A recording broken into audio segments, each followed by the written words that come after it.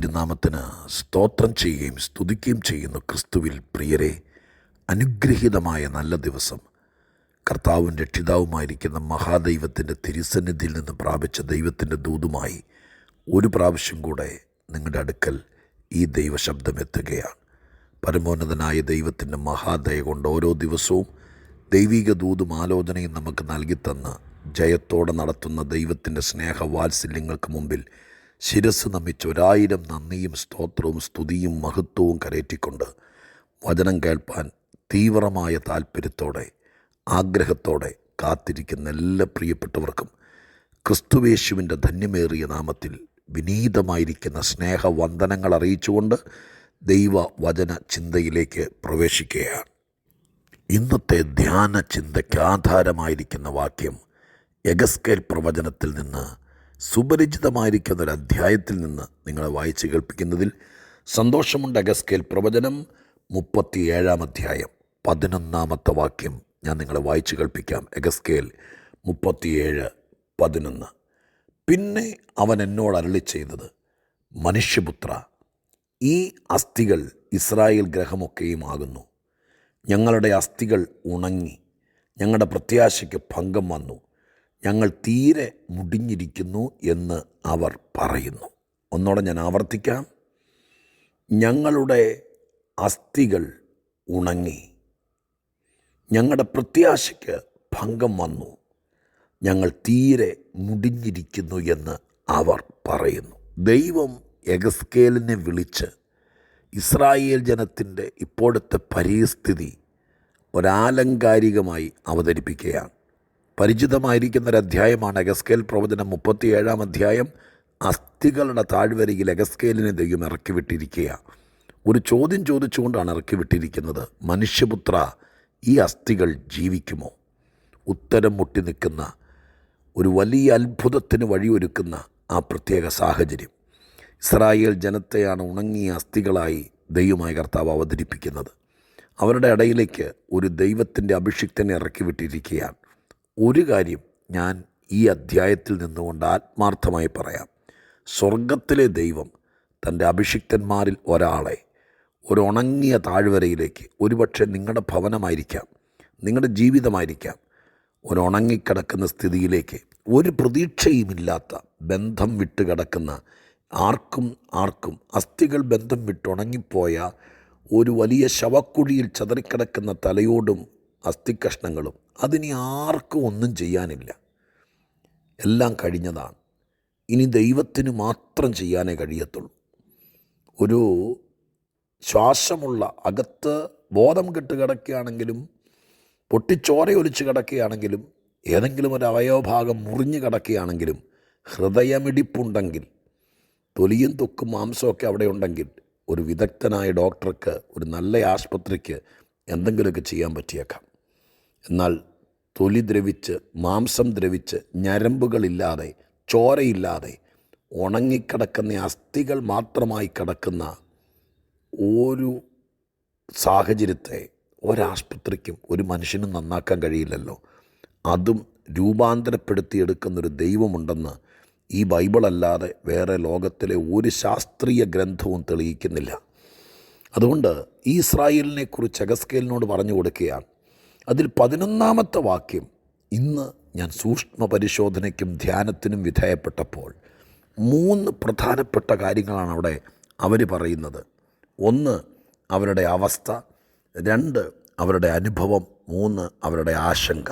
എന്താണ് അവരുടെ അവസ്ഥ? അവർ പറയുന്നു, ഞങ്ങളുടെ അസ്ഥികളെല്ലാം ഉണങ്ങിയിരിക്കുന്നു. അതാണ് അവരുടെ അവസ്ഥ. എന്താണ് അവരുടെ അനുഭവം? അവർ പറയുന്നു ആ വാക്യത്തിനകത്ത്, ഞങ്ങളുടെ പ്രത്യാശയ്ക്ക് ഭംഗം വന്നിരിക്കുന്നു. അതാണ് ഇപ്പോഴത്തെ അവസ്ഥ. എന്താണ് അവരുടെ ആശങ്ക? ഞങ്ങൾ തീരെ മുടിഞ്ഞിരിക്കുന്നു. അതാണ് അവരുടെ ആശങ്ക. 3 കാര്യങ്ങൾ.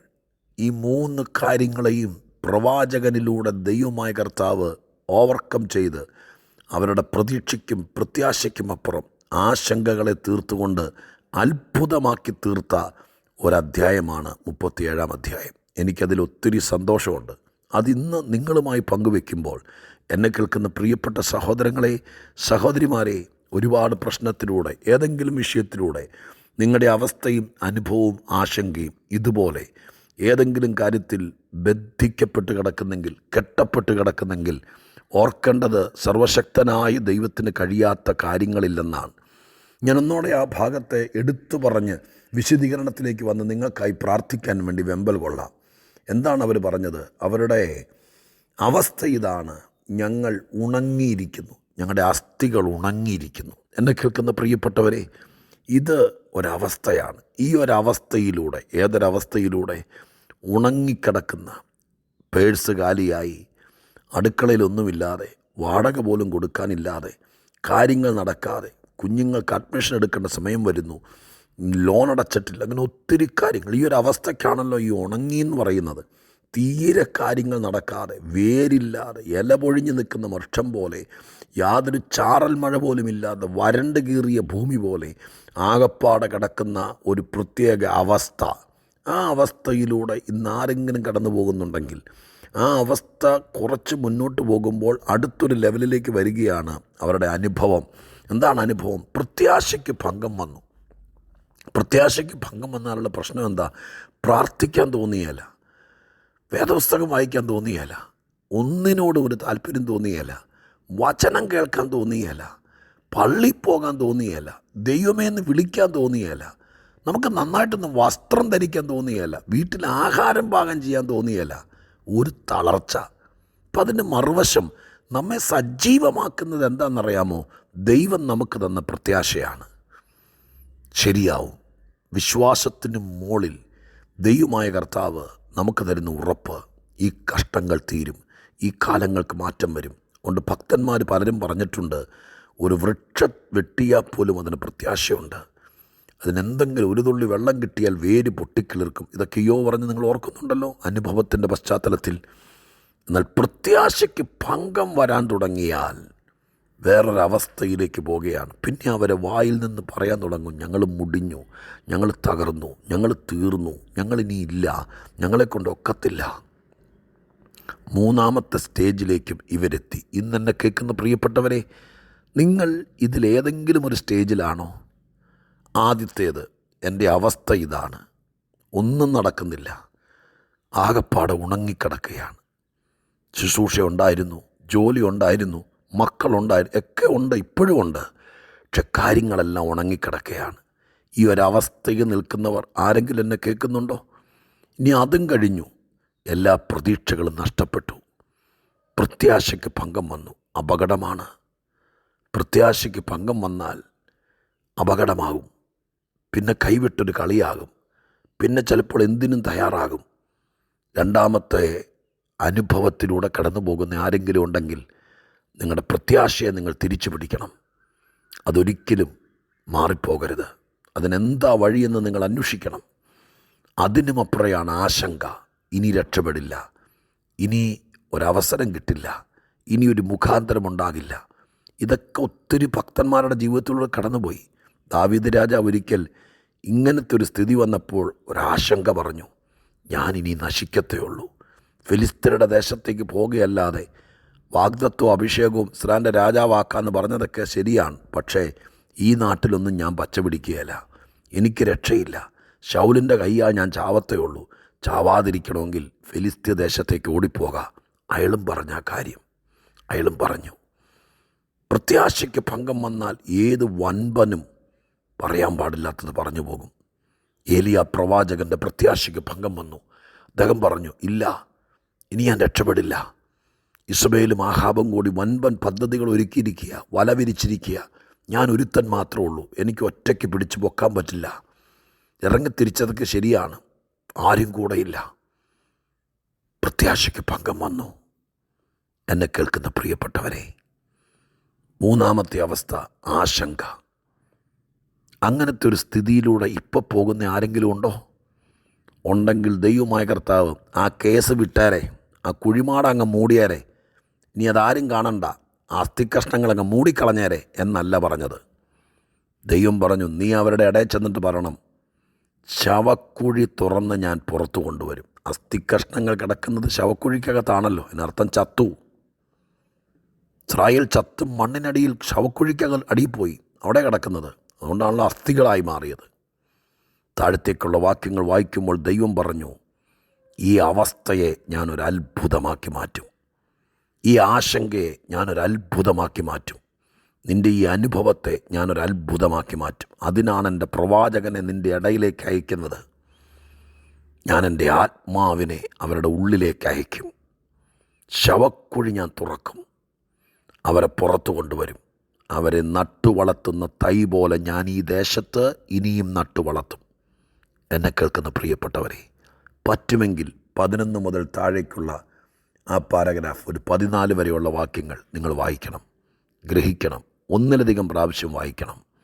അവസ്ഥകളെ അത്ഭുതമാക്കുന്ന, അനുഭവങ്ങളെ അത്ഭുതമാക്കുന്ന, ആശങ്കകളെ അത്ഭുതമാക്കുന്ന മഹാദൈവത്തിൻ്റെ വീര്യപ്രവൃത്തിക്ക് വിധേയപ്പെടാൻ ആരെങ്കിലും ഈ വാക്ക് കേട്ട് തയ്യാറാകുന്നെങ്കിൽ, നിങ്ങൾ വണ്ടി ഓടിക്കുമ്പോഴായിരിക്കും ഇത് കേൾക്കുന്നത്, പക്ഷേ വീട്ടിൽ ചെന്നിട്ട് ബൈബിൾ നിവർത്തണം. നിങ്ങളുടെ കാറിനകത്ത് വാഹനത്തിനകത്ത് ബൈബിൾ ഉണ്ടെങ്കിൽ ഒരു പാർക്കിംഗ് ലോട്ടിലേക്ക് മാറ്റിയിട്ടിട്ട് ഇപ്പോൾ തന്നെ ബൈബിൾ നിവർത്തണം. ഞാനീ പറയുന്ന വാക്യങ്ങൾ എഗസ്കേൽ 37:11 മുതൽ 14 വരെ വായിക്കണം. എന്നിട്ട് അതിൽ കൈവച്ചിട്ട് പറയണം, എൻ്റെ ആശങ്ക അത്ഭുതമാകാൻ പോവുക, എൻ്റെ അനുഭവം അത്ഭുതമാകാൻ പോവുക, എൻ്റെ ഇപ്പോഴത്തെ അവസ്ഥ അത്ഭുതമാകാൻ പോവുക. ദൈവം ശവക്കുഴി തുറക്കാൻ പോവുക. അസ്ഥികൾ മണ്ണിട്ട് മൂടാൻ പോവുകയല്ല, പുറത്തു കൊണ്ടുവരാൻ പോവുക. അതിനെ സ്വദേശിയായ പച്ചവൃക്ഷം നട്ടുവളർത്തുന്നത് പോലെ എൻ്റെ ദൈവം നട്ടുവളർത്താൻ പോവുക. ഒരത്ഭുതത്തിലേക്ക് ആശങ്ക വഴിമാറുന്നു. ഒരു ദൈവിക പ്രവൃത്തിയിലേക്ക് ഇപ്പോഴത്തെ അനുഭവങ്ങൾ മാറിത്തരുന്നു. നമുക്ക് അത്ഭുതങ്ങളിലേക്ക് കാൽച്ചുവട് വയ്ക്കാം. അവസ്ഥയ്ക്കും അനുഭവത്തിനും ആശങ്കയ്ക്കും നമുക്കൊരു ഗുഡ് ബൈ പറയാം. എന്നിട്ട് അത്ഭുതങ്ങളെ ജീവിതത്തിലേക്ക് വരവേക്കാം. അതിനായി നമുക്ക് ഒരുങ്ങാം, പ്രാർത്ഥിക്കാം. പരിശുദ്ധ ദൈവമേ, ഞങ്ങളുടെ സ്വർഗീയ പിതാവേ, ഒരുപാട് പേരുടെ അവസ്ഥ ഒരുതരം ഉണങ്ങിയ അവസ്ഥയാണപ്പ. ഒത്തിരി പേരുടെ അനുഭവം പ്രാർത്ഥിക്കാൻ പോലും പറ്റുന്നില്ല, പുറത്തിറങ്ങാൻ പറ്റുന്നില്ല, സമൂഹമധ്യത്തിൽ വരാൻ പറ്റുന്നില്ല. അത്രയ്ക്ക് തീവ്രാനുഭവത്തിലൂടെ പോകുന്നവരുണ്ട് കർത്താവേ. അവരുടെ ആശങ്ക ഇനി ഒരിക്കലും രക്ഷയില്ലായിരിക്കും, ഇനി ഒരിക്കലും പൊങ്ങി വരില്ലായിരിക്കും, ഇനി ഒരു ചാൻസ് അവിടെ കിട്ടില്ലായിരിക്കും, എൻ്റെ എല്ലാ സാധ്യതകളും തീർന്നു എന്നതായിരിക്കും. നാഥ, അങ്ങനെയുള്ളൊരു കൂട്ടരോട് ഒരു പ്രവാചകനെ പറഞ്ഞയച്ചിട്ട് ഞാൻ അവരെ കുഴിക്കകത്തുനിന്ന് പുറത്തെടുത്ത് മണ്ണിന് പുറത്ത് നട്ടുവളർത്തും എന്നുറപ്പ് തന്ന ദൈവമേ, ഈ വാചകവും വാക്യവും പരിശുദ്ധാത്മ നിയോഗത്തോടെ ദൈവത്തിൻ്റെ മക്കൾക്ക് പങ്കുവെക്കുകയാണ്. വിശ്വസിക്കുന്നവർക്ക് ഇതൊരു ഫലമായി തീരട്ടെ.